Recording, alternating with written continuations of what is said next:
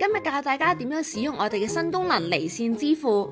離線支付嘅意思係離開 App 嘅付款，例如係用 PayMe 轉數快，直接過數俾秒秒賺公司。等我而家用雙圈報名嚟做個示範俾大家睇啦。點擊主頁下方前往 eShop， 拉到最後點擊雙圈報名，選擇你要報名嘅日子，點擊加入購物車，前往購物車，勾選你需要付款嘅項目，點擊確認付款，選擇離線付款。如果係用第三方付款渠道嘅話，上傳返交易截圖咁就可以啦。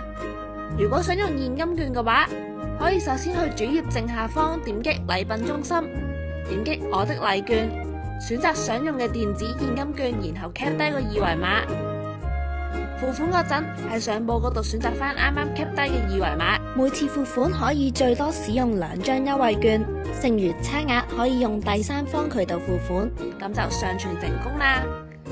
等到我哋後台核實你嘅付款之後，去返主頁左上角點擊訂單記錄，就可以喺已付款呢度見得到啦。已付款上傳記錄可以睇返你嘅截圖，點擊商品就可以見到入場需要使用嘅 QR code 啦。我哋會繼續推出好多新嘅功能，大家拭目以待啦！拜拜。